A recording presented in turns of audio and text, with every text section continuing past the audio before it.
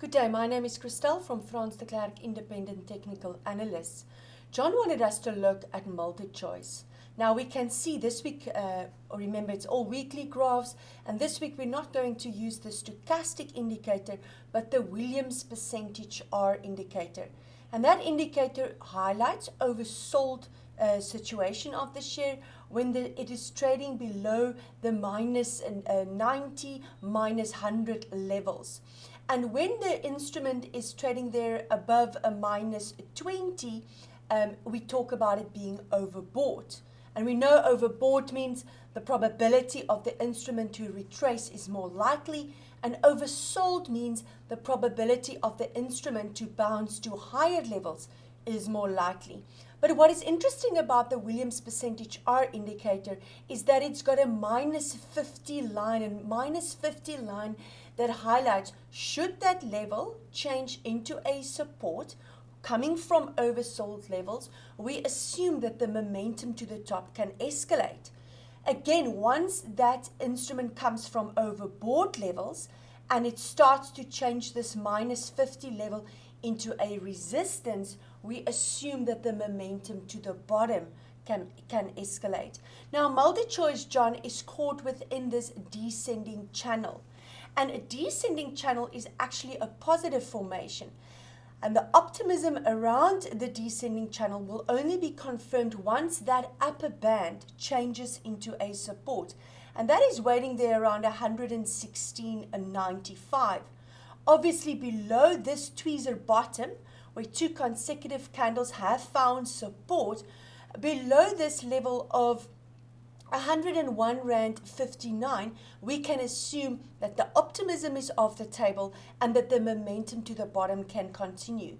Now, the target of a descending channel is the width of the channel projected upwards from where the channel will be confirmed, in other words, above that upper band, meaning the target, the possible target, it doesn't mean it's a definite, for Multichoice is about 136 Rand of 49. That is the possible first target for Multichoice should that full formation play out. Also take note that red line, our 40-week moving average, is waiting at 124 Rand 52.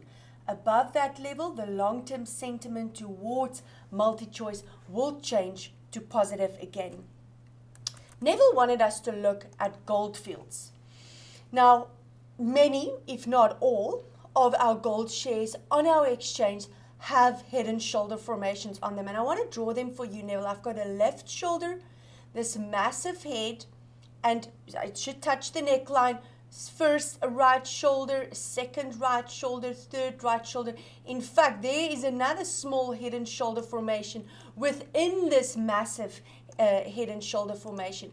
And a head and shoulder formation is a warning formation. It tells us, should the share change this neckline, waiting there at 123.85, into a resistance and keep it a resistance, we can see lower levels on the share. Now, the conservative target, first one, is either the length of a right or a left shoulder, no matter which one you use, projected downwards from the neckline where that formation will be confirmed, meaning Goldfields can possibly go to 70.29 should the momentum to the bottom continue, and the full target is obviously the length of the head projected downwards, which means it can go to 0.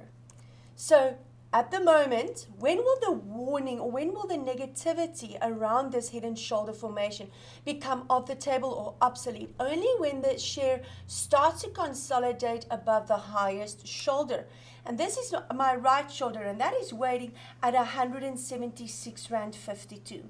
Should Goldfields go and trade above that level, the warning of the head and shoulder formation will be completely off the table, and we can say, hey, let's have a look at new optimistic indicators or formations that can highlight the next possible strong resistance levels.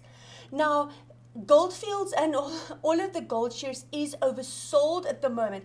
It tells us the probability of the instruments to bounce to higher levels is more likely. But the question is, will it change that previous resistance into a support? Will it change that resistance into a support? And those levels are waiting at R148.07 and R157.78. So yes, I've got this bullish engulfing candle this week, and remember that candle will only be closed by a Friday close, because then that candle will be finished based on this weekly graph. So the next strong resistance is waiting there at my 40-week moving average, R139.29. Yes, it is oversold, so we can expect a bounce. Will that 139.29 change into a support? If it does, I can maybe see higher levels back to this top of the right shoulder. The low of last week's candle, 117.26, is obviously that strong support that is keeping the price action a little bit higher. So should that level change into a resistance, again, that head and shoulder formation becomes even more important, and we can maybe even see lower levels. We can't look at the gold price, the gold shares, if we don't quickly look at the gold price itself, because yes, our rand is a little bit weaker than it was a couple of weeks ago, and that should support all our commodity shares. But more importantly, what is our gold price doing at the moment? And we can see we've got this, and let me draw that for you. We've got this massive inverse cup and handle formation, and I should say possible, because that negativity around the formation will only be confirmed when that neckline of the gold price change into a resistance. But also take note, we've got this smaller inverse cup and handle formation, which are both negative formations. So the strong support level here of the gold price that has to remain in place is waiting there around $1,763. Below that level, we can expect to go back to this strong support waiting there at $1,681. Below $1,681, we can see the gold price a lot lower. I mean, we're talking about $1,400 maybe. So when will the optimism be confirmed? Step one is my gold price has to change my red line. That 40-week moving average waiting at $1,801. It has to change that level into a support and keep it one. And then the second one is that small inverse cup and handle needs to become obsolete. And when will that happen? Only above $1,834. And then my bigger inverse cup and handle formation will only be off the table when that right part of the handle, $1,916, changes into a support. So we can see there is clear resistance levels that have to change into a support in order to assume that we can see another rally in the gold price. And below, as I've said, these low support levels, below those levels, those inverse cup and handle formations can take the gold price a lot lower. Gonse wanted us to look at Sasol. Had a beautiful rally this week. I mean, we've spoken previously about this cup and handle, which is a positive formation. We had a little bit of a false break, lower highs, but then the most beautiful thing happened, and that's when a share starts to find support on the 40-week moving average, that red line, in oversold levels. And if that 40-week moving average remains a support, that's when we talk about a technical good buy case, and that is very positive. And Sasol has done that for us, Gonse. We can see that. I mean, in that week of the 23rd of August, that support at 201 Rand 90 was kept in place, and the buyers were strong enough to push Sasol a lot higher. Beautiful bullish engulfing candle this week. Now, the last week's high waiting at 251 Rand 43 is obviously that strong support, that resistance that has to change into a support. The next strong resistance is waiting there at 266.54, and my 40-week is a critical level. 211 Rand 18 needs to remain in place in order to sustain the momentum to the top. Now, you mentioned in your tweet that you want to consider a long. I think you're too late, Gonse. This share is already overbought, and that tells us there's the probability that the instrument might rather retrace first as traders take profit. the best place to start considering a long position is obviously always when the instrument is oversold, and no matter what indicator you use, because there's no such thing as a perfect indicator.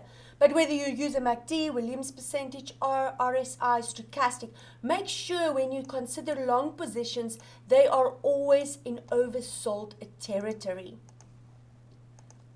Stefan wanted us to look at Medi Clinic. Stefan, this is the one share where I honestly always confess that I have lost my emotional capital on it. And I'm saying emotional capital because, I mean, if you look back, going back to January 2019, this share has got and have developed a massive head and shoulder formation.